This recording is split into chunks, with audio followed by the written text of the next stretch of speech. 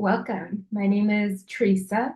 I am a transformational life coach and am also a medical doctor.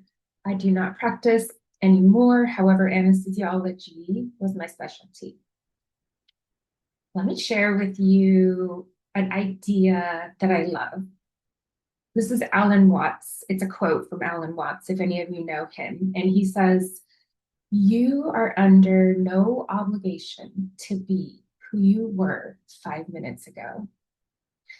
So you have to kind of think about that. And I remember when that first really hit me, and I was thinking, oh my gosh, I have this story of myself, right? But I am under no obligation to keep going in that path, in that story. I have a few notes, so I'll just make sure I hit what I would like to in this video.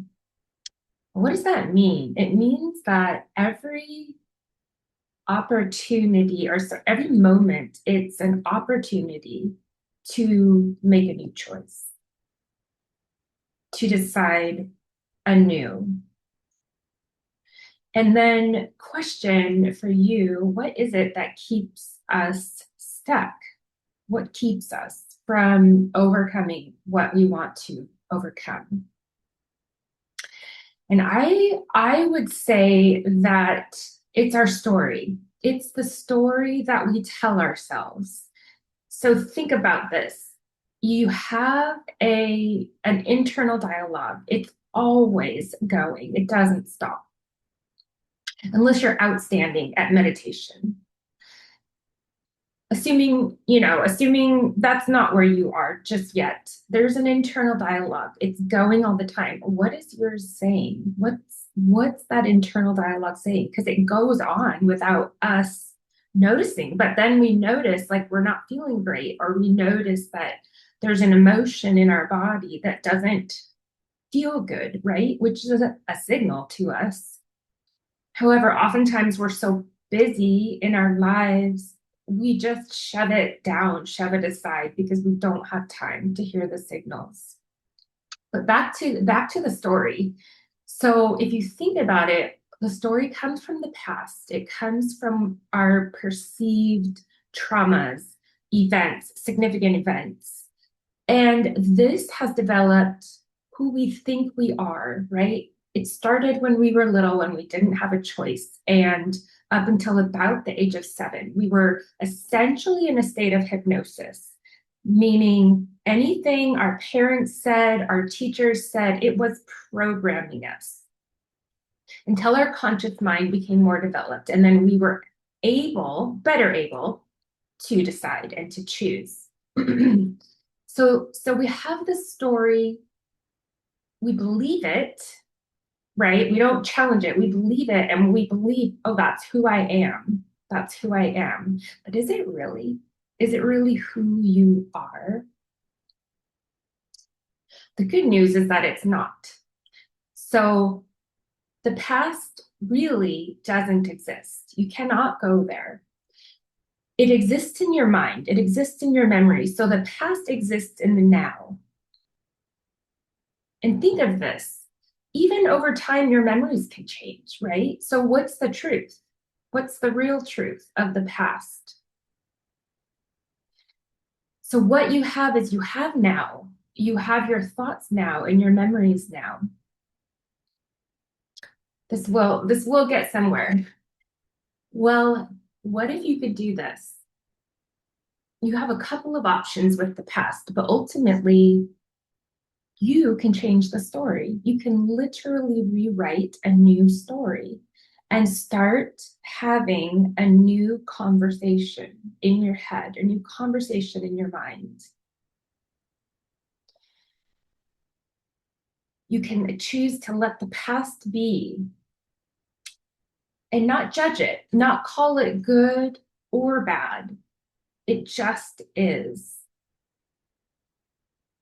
Because oftentimes, and most often, we judge, right? We judge the past events as, oh, that was bad, that was terrible, that was traumatic. What if we just let it be until it became weightless and didn't hold us down anymore? We just accepted it and made peace with it. The other thing you can do, and this comes from Neville Goddard, is if there's one event in particular that you really feel impacted your life, you can go back to that event and rewrite your memory of it. Change it to benefit you. Why not? Our memory is never 100% accurate anyway. So why not change it and let it somehow benefit you? So rewrite your story is what I'm saying.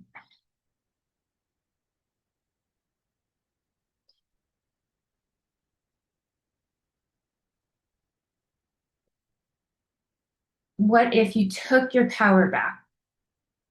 You took it back from seeming external happenings and events, people, the past, and everything that we currently remember. And we took our power back to create and to decide for ourselves who we are in this moment and what our future looks like.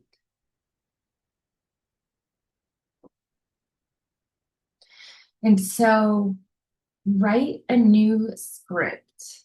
This can be done, and you can reprogram the automatic dialogue that's going in your mind. First, you have to notice it though. So start to notice, what is that dialogue? What is the voice? What's it saying? Generally, it's critical. Generally, it's negative.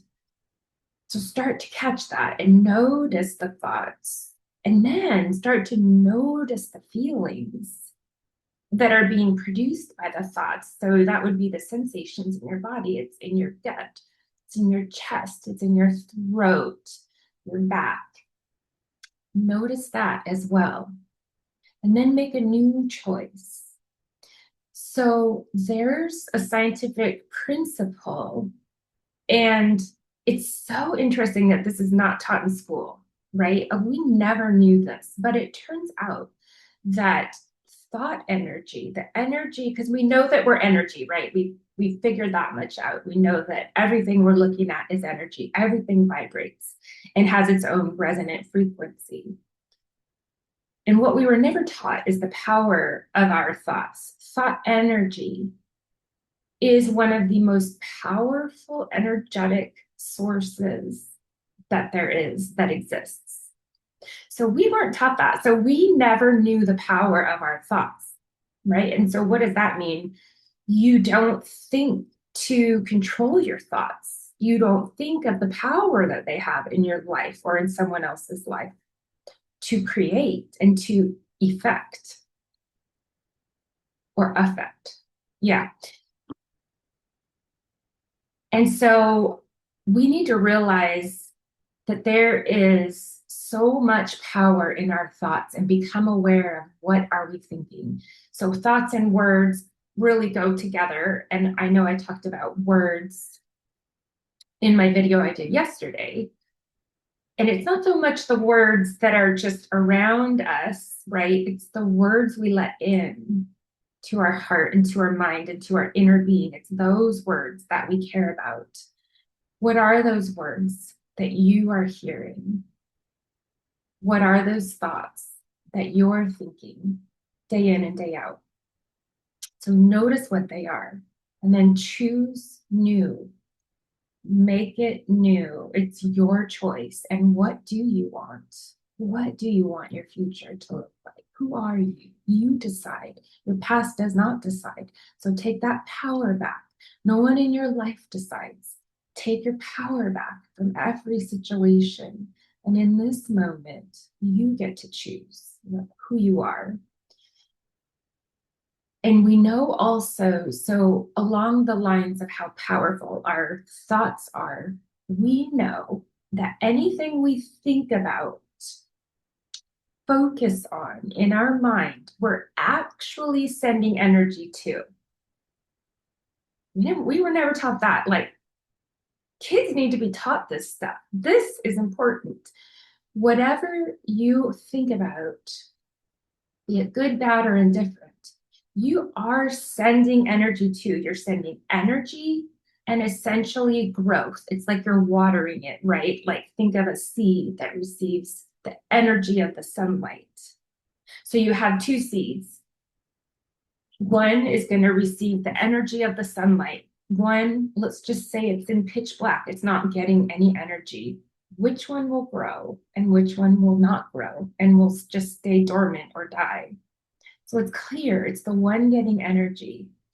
So, what thoughts are you giving your energy to? What are you allowing yourself to look at? What are you allowing yourself to listen to? What are you allowing yourself to focus on? Really start to look and become aware, because what do you want to grow in your life? That's the question. And I'll share a scripture that I love, which is Romans 4:17, and it says that he calls things into existence that do not exist. So God calls things into existence that do not exist. God calls things that are not as though they were, right? But he made us like him as a creator. We have words and thought to call things into existence that we don't as yet see in our physical reality. However, we have the power. Our words are powerful, our thoughts are powerful to call things into existence. Or we can remove the energy we're giving something, remove our thought energy, remove our emotional energy, essentially ignore it. Really, you want to ignore, because if you're hating something and you're resisting something, you're actually giving it energy, right? So you want to be indifferent. Anything that you want to stop growing or you want to start dying in your life, become indifferent. There's a quote, this is not an exact quote, but essentially Jesus said that, why did he say to turn the other cheek if someone were to hit you? Why did he say that? Well, if we resist evil, we're actually giving power to it. But if we, in essence, ignore it, if we're indifferent, it doesn't bother us. None of these things move me. Like, you choose what moves you. You choose what you get emotional about. You choose what you give your attention. Any moment of attention is an investment. It's an investment of your energy, right? So we invest our money, we invest our time, and we invest our attention. At least we should. We should first notice where we're investing it and then change if we're not happy with where we've been investing it. So that's it. Wanted to share those thoughts with you all today. And I help people. I love it. I have done a lot of work at this point and am passionate about coaching and transformational coaching. If you're interested in talking to me and working with me, you can reach out to me on my website or on LinkedIn at Tresa Brazier on LinkedIn, or tresamdcoaching.com is my website. And bless you all. I hope you have a beautiful, beautiful day.